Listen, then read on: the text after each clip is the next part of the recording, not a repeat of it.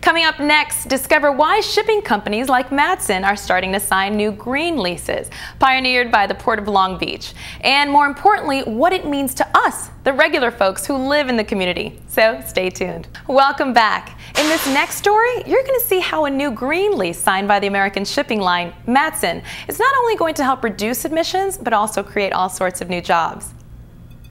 Matson Navigation, founded in 1882, is a leading U.S. shipping line and the principal link between Hawaii and the U.S. mainland. In the 1960s, Matson introduced containerized shipping to the Pacific, and these days this Port of Long Beach company is an environmental pioneer. Soon Matson ships will be using shore power in Long Beach, which means that instead of running their engines on diesel fuel while at berth, they will be able to plug into clean shoreside electrical power. The result? Cleaner air.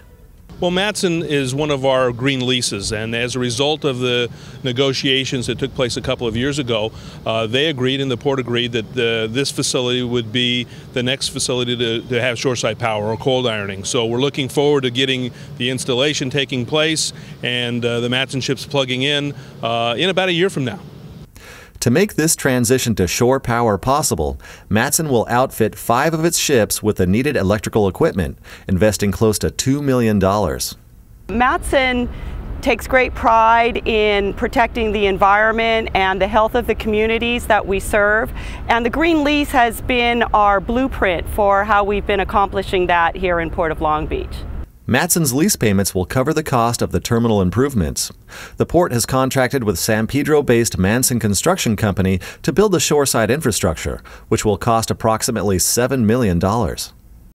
Well, the main reason that we're plugging into shoreside power is to reduce the emissions as these ships are hoteling. They use their auxiliary engines, they emit diesel emissions. By plugging in, you reduce all of the emissions coming from the ships while they're at berth, and that has a significant benefit on the environment, reducing emissions not only for the port but the rest of the community.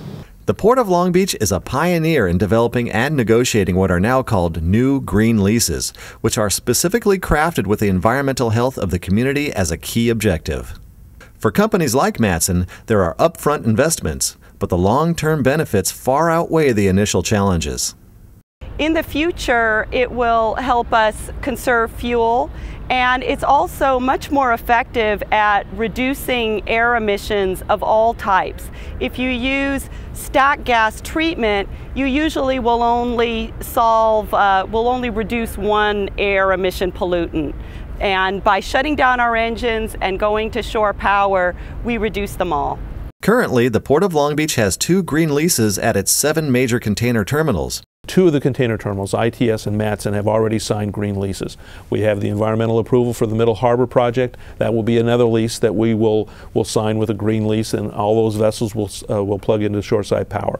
After we go through the environmental process with Pier S, that will be another one. So pretty soon we'll have 4 of our container terminals with green leases, and we're looking forward to getting to the other ones as time allows and as the leases allow us to do that.